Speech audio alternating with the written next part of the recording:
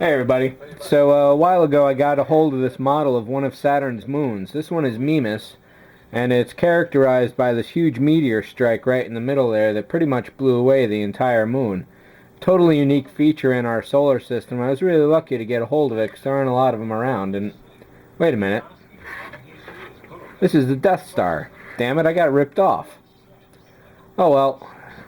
If you watch the out-of-box review on this, you'll remember that it came in some pretty poor condition when I got it. So what I did the other day was, since I was doing some putty on a bunch of models, I figured I'd throw some putty on this one as well. And I've started filling up all these longitudinal seams. And it's definitely going to be a really difficult job. As you can see here, there's some really bad places. This is not my putty work that's bad. This is the actual seams that were going on. So what I'm going to do is basically fill entire sections up to hopefully try and round all this out again. And let's see if I can really find the worst one. Not that the trench isn't good, but I'll talk about that a little later. So there's an example of a really bad seam going on, and this one isn't so hot either right there. Let's flip it over this way and get some better shadowing. So there's a lot of work to do on this guy. For such a simple model, it's really going to be a long slog. But like I said in the out-of-box review, if you can come across this on the eBay or something really cheap, I paid $10 for this shipped, so it's well worth it in that regard. And but yeah, if you're paying full price, $25, I doubt this would be in that much better a condition if I had gotten it new instead. So the previous guy had put some putty around here for some reason, so I've got to get rid of that still. And like I said, I don't expect to finish this up anytime soon. What I'll probably do is work on this over the coming year. You know, do a little putty here and there as I work on other models, and this has similar stuff to do. I'll pull it out again and do a little more work on it. So I was doing some research on the original Death Star, and the way they did that was they had two clear hemispheres that they basically put together. And the way they did the windows on those was they basically put a huge big light bulb in the middle of the model and just hand scraped away little tiny dots all over the place from the paint they put on it. Automatic lighting situation. So in this case, obviously that can't be done, and I will have to fiber optic the entire thing. And that means that I will be drilling every last little freaking hole that needs to be done. And because the Death Star is so huge to begin with, I'm going to have to go with some really small fiber optics. Possibly 0.25. Hopefully I can get away with 0.5 because that'll be a lot better on my nerves overall. So, yeah, lots of seam work to go first, so I'm not too worried about getting to the lighting. If I do the lighting, it'll be, or when I do the lighting, it'll be much later in 2010. And just really quickly, I'll pull this apart here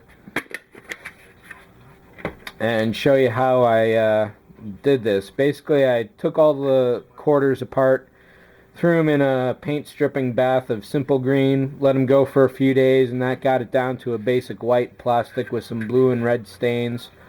And then, as you can see, I started putting plastic strip around to reinforce the seams, because basically the only thing holding this together is, or are, these two little points here, which are clasps.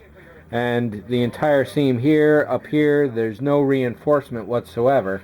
So basically these just stick together next to each other, and it's a really horrible design. It's nice that they got all this superstructure to help out with some of the stability overall, but the fact that these seams don't overlap, that's really exceptionally poor design. And that was definitely a fight to get this going. And I reinforced all this with some baking soda and super glue. It turns out, even though you see I've got numbers here, the parts are numbered, but I forget where. They're probably under that point right there. But I didn't think they were initially, so the first thing I did before I took it apart was number everything. And then the paint stripper took away the Sharpie, so that was the end of that. And then I realized that the numbers were here. I still don't see them anywhere though. So I just wrote them really big so they'd be easier to see what was going on. And then how they came up with this idea for putting the two halves together is totally beyond me. It's really incompetent. I think this is how it goes together here. But putting this model back together is definitely tough. And what I'm thinking about doing for this trench seam, and I probably should have talked about this before I took this apart because this is not going to want to go together easily again, is what I'll do is cut out the entire middle of it along where the trench should be, back that with some styrene sheet like you saw for the edges there. So basically I'd slice out this entire inner ring here, back that, and then maybe I can even get the central circle there for all the landing ports that are going on. That's really bad right there too. I'm gonna have to figure something out for that. Maybe I can push it together for the final build. So I'm just worried about being able to get this back at the same height and make it spherical again. So I don't want to spend too long on this thing, and 6 minutes already is definitely way too long, so I'll just leave it at this. And next time you see it, it will certainly be further along than it is now. So even then, from the initial out of box that it was to this, it's really significant. So thanks for watching, and I'll catch y'all later. See ya.